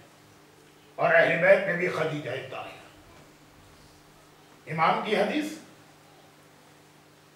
جب کسی بڑی پریشانی میں مبتلا ہو اور مسئلہ حل نہ ہو رہا ہو تو ماں سے جا کے کہو تمہارے لیے دعا. یہ دعا ماں کرے گی اولاد کے حق میں قبول. سنا ہے نا اپنے عمل ام داؤد. داؤد کی ماں چھٹے امام سے آ کے کہتی ہے مولا دعا کیجئے. امام کہتے تو یہ عمل کر. مولا آپ خود موجود ہیں، آپ یہ عمل کر لینا، آپ کا رتبہ تو ام داؤد عورت سے بہت بڑا ہے. یعنی ماں کی دعا کا ایک عجیب اثر. حسین ام لیلہ کے پاس آئے کربلا میں عصر عاشور، اکبر کے مقابلے میں ایک پہلوان آئے، تو دعا کر، اس لیے کہ ماں کی دعا اولاد کے لیے بہت جلد ہو. ارے آقا حسین اکبر آپ نے بھی دیکھا اور آپ امام وقت آپ کی دعا سے بہتر دعا کس کی؟ یعنی ماں کا مسئلہ ہی کچھ اور ہے، ماں کا خطبہ ہی کچھ اور ہے، ماں کی دعا ہی کچھ اور ہے. دعا ماں کے ذریعے سے قبول ہوتی ہے. تو ہماری ماں کے ذریعے سے اگر دعا قبول ہو تو کوئی فاطمہ کی ماں کے ذریعے سے دعا مانگے تو، جسے قرآن نے ویسے ہی ایک ازواج امہات تمہاری مائیں ہیں. حسنین کی ماں ہے خدیجہ، فاطمہ کی ماں ہے خدیجہ. زیارت کے جملہ السلام علیک یا ام الائمۃ الطاہرین، تمام اماموں کی ماں ہے، امام زمانہ کی ماں ہے. ان کے ذریعے سے دعا مانگے کیسے قبول نہیں؟ وہ ماں. یہ تاریخ کا جملہ، یہ مسائل پہ میں آگے تاریخ کا جملہ. عرب مکے کے سردار ابو جہل و ابو لہب خدیجہ طاہرہ سے آ کے کہتے ہیں کہ ہم نے 3 سال کے لیے بنی ہاشم کو مکے سے نکال باہر کیا ہے، آج کے بعد سے ان سے کوئی تعلق نہیں رکھنا. پورے مکے میں اعلان ہو گیا، نہ کوئی ان کے ہاتھ کوئی چیز بیچے گا، نہ خریدے گا، نہ کھانا دے گا، نہ پانی دے گا، مگر یہ بنی ہاشم کے لیے، تمہارے لیے نہیں. یعنی بنی ہاشم میں جو جو بچیاں شادی ہو کے آئیں یا بنی ہاشم کی جو بچیاں شادی ہو کے دوسرے گھرانوں میں گئیں کا یہ قانون ان کے لیے نہیں. خدیجہ طاہرہ بنی ہاشم سے نہیں تھی، اگرچہ صرف ایک پیڑھی یا ایک جنریشن پہلے سے ان کا تعلق ہے، لیکن بنی ہاشم نہیں. خاص کہا کہ ہے خدیجہ جو ہم نے قانون بنایا ہے، جو ہم نے معاہدہ کیا ہے، اس میں تم نہیں آتی، تم یہیں اپنے گھر میں رہو. خدیجہ نے کہا کہ جہاں میں محمد جائے گا خدیجہ وہیں پہ جائے گی. یہ گھر ہے، وہ جنگل ہے، یہاں کھانے پینے کی ہر چیزیں وہاں واقع ہیں، یہاں پہ موسم سے بچاؤ ہے، وہاں گرمیوں کی سخت ترین گرمی ہے اور ڈیزرٹ صحرا میں کتنا ٹھنڈا ہوتا. کہا کہ ہر پریشانی اور مصیبت محمد کی رفاقت کے بعد پریشانی ہی نہیں رہتی، اور ہر آرام محمد کے بغیر سب سے بڑا عذاب بن جاتا. خود سے کہیں والنٹیئری دیکھیے بہت فرق ہے. شیب ابی طالب میں جتنے بھی بنی ہاشم گئے ان کو زبردستی بھیجا گیا، خدیجہ طاہرہ کو ایگزمپٹ کیا گیا قانون کے تحت. خود گئی 3 سال مکے پہ احسان کرنے والی خدیجہ اس شیب ابی طالب میں اس طرح سے گزارتی کہ سردیاں ہو تو سخت ترین سردی میں پہننے کا مناسب لباس بھی نہیں ہے بنی ہاشم کے پاس، لحاف و چادر تو چھوڑی، سخت ترین گرمیوں میں جھلس جاتے ہیں ان کے جسم کی کھانے پینے کی چیزیں ختم ہو گئی. آخر میں تو یہ حالت تھی کہ مائیں چولہے کے اوپر خالی برتن رکھ کے اس میں کنکر ڈال کے ہلاتی تھی اور بچوں سے کہتی تھی اب کھانا پک رہا ہے، اب کھانا پک رہا ہے. ایک ایک پتی، صحرا میں ویسے ہی گرینری بہت کم ہوتی ہے، ایک ایک پتی کھا لی گئی. درخت کی جو چھال ہوتی ہے تنے کی وہ کھا لی گئی.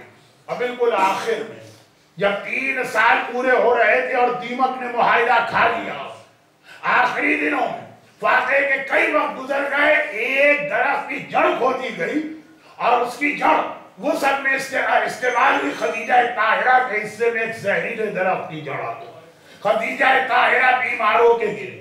ارے جن ائمہ کی یہ ماں ہے ان میں سے تقریباً ہر ایک کو زہر کے اثر سے دنیا سے جانا، تو ماں جو ہے سب سے پہلا امتحان تو اس کا ہوا. خدیجہ طاہرہ کو خبر ملی قریش مکہ کا معاہدہ ختم ہو گیا. دیمک نے خانہ خدا کے دروازے پر لٹکے ہوئے کاغذ کو کھا لیا. بنی ہاشم واپس جا رہے ہیں. خدیجہ طاہرہ اپنے گھر سے شیب ابی طالب میں پیروں سے گئی تھی، لیکن جب واپس آ تو اس طرح کے مولا کائنات اور رسول خدا اٹھا کے لائے ہیں، گھر میں آتی ہیں. اسی گھر میں بیماری بڑھتی جا رہی، زہر سارے جسم پہ غلبہ کرتا جا رہا، یہاں تک کہ آج کی رات آئی.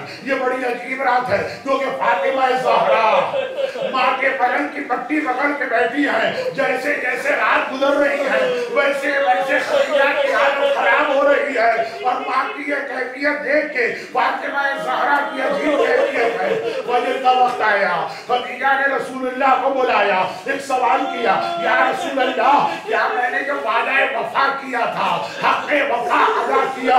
پیغمبر کی آنکھوں میں آنسو آئے. اے خدیجہ میں نے ہر ایک کا حق ادا کر دیا، تیرا حق تو میں بھی ادا کر سکا. خدیجہ دنیا سے رخصت ہوئی.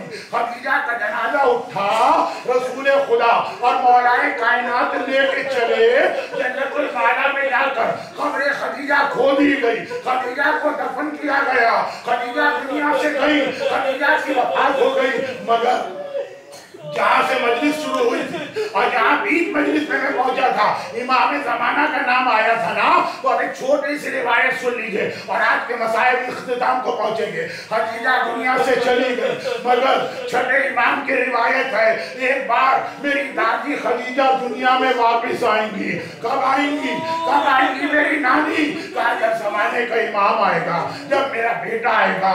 اور امام زمانہ کے آنے کے بعد رسول خدا آئیں گے، کربلا میں عدالت لگائیں گے اور اعلان کریں گے ارے میری امت نے اگر کسی پہ ظلم کیا ہے، ہر مظلوم کو اجازت ہے وہ اپنا مقدمہ یا کیس لے کے آئے. میرا چھٹا امام کہتا ہے بس یہ اعلان میرا جج رسول خدا کرے گا، اور میری نانی خدیجہ طاہرہ ایک مرتبہ چادر اوڑھ کر اپنے شوہر کائنات کے سردار کے سامنے کربلا پہنچے گی. اب اپنی آنکھوں کے سامنے ایک منظر لے کے آئیے. رسول خدا کربلا میں امام حسین کی زری کی جگہ پہ بیٹھے ہیں. خدیجہ طاہرہ खदीजा ताहिरा पता नहीं कितने 100 साल बाद पैगंबर के सामने गई हैं, मगर अकेले नहीं गई हैं। फातिमा ज़हरा माँ का बाजू पकड़ के आई है, फातिमा भी है, खदीजा भी है, माँ बेटी पहुंची। खदीजा ने फिर वही जुमला जो आखिरी वक्त में कहा था वहीं से बात शुरू की। कहा या रसूल अल्लाह, क्या मैंने आपका हक अदा करने में कोई कोताही की? पैगंबर बोल दिए, कहा खदीजा तेरा हक ऐसा है कि कोई अदा नहीं कर सकता। या रसूल अल्लाह, क्या मैंने उम्मत का हक अदा करने में कमी की है? एक बार पैगंबर कहेंगे मेरी उम्मत तेरे एहसान से सर नहीं उठा सकती। आगे बढ़ी, या रसूल अल्लाह, तो अगर मैंने इस उम्मत की इतनी खिदमत की है तो उम्मत ने मुझे ये सिला क्यों दिया? ये कहा अपनी गोद से चादर हटाई, नन्ना मोसे अपने नवासे मोसे का लाशा लेके खड़ी है। या रसूल अल्लाह, ये है मेरी कुर्बानी का वसीला। या रसूल अल्लाह, ये है मेरा हक। आप रो रहे हैं, लेकिन सोचिए छठे इमाम के लिए कह रहे थे, वहां क्या कोहराम दफा हुआ होगा, मगर रोते रोते भी रागी ने एक अजीब सवाल कर दिया। कहा मौला, एक चीज समझ में नहीं आ रही है, मोहसिन का लाशा लेकर खदीजा क्यों आई, फातिमा क्यों ना? अगर फातिमा आती, जब फातिमा आई है ना, तो ज्यादा अच्छा ये नहीं था कि माँ बेटे का लाशा लेके आती। अजीब जुमला है, इसी के बाद खत्म हुई। खदीजा ने नवासे मोहसिन का लाशा पेश किया। रावी ने कहा फिर फातिमा क्यों लाशा लेके ना? मेरा छठा इमाम रो दिया और कह रहा है, अरे मेरी दादी की गोद खाली कोई थोड़ी है। वही इधर खदीजा ने कहा, उधर फातिमा ने भी अपनी गोद से चादर हटाई। दादी की गोद से नजर आ रहा है खदीजा मोहसिन का लाशा। ज़हरा, फातिमा अब्दुल का लाशा लेके खड़ी है। पापा, आपकी उम्र में मेरी माँ के एहसान का ये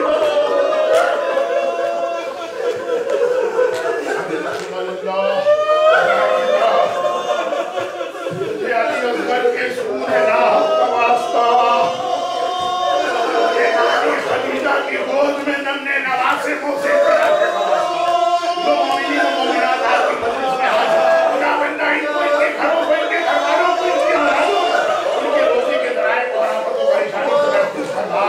दुनिया भर में कहा गया मजलूम शियाने हैदर करार आज भी मोहब्बत खदीजा और मोहब्बत फातिमा के जुर्म में जालिमों का निशाना बन गए। खासतौर में पाकिस्तान, कोयला, कराची, गिलगित बल्तिस्तान, अफगानिस्तान, इराक, शाम, बहरीन, खुदाबंदा सारे साहिबान ईमान के मदद फरमा, जालिमों को इसको नाबूद फरमा। इस सब मसाइब खदीजा और मसाइब ज़हरा, मसाइब मोहसिन और मसाइब असगर को सुन के जिसने गिरिया किया, खुदाबंदा उसकी सारी हाजतों को पूरा फरमा। खास तौर पे हमारे बीमार साहिबान ईमान की शिफाए कामिला का फरमा। मोहतरम नवीद अब्बास साहब की सास कराची में आईसीयू में है, परवरदिगार की आवाज़ का खदीजा ताहिरा की बरकतों और रहमतों का उन्हें शिफाए कामिला का फरमा। बेरोजगारों को साहिब रोजगार फरमा, बेऔलादों को साहिब औलाद नरीना फरमा। हमारे तमाम मरहूमीन की मग़फ़िरत फरमा। मरते दम तक बल्कि क़यामत तक बल्कि जन्नत में भी हमें हुसैन वाले मोहम्मद का आज़ादार बना के दाखिल फरमा और इन मज़ालिम के इंतकाम के लिए इमाम ज़माना के ज़ुहूर में बात की।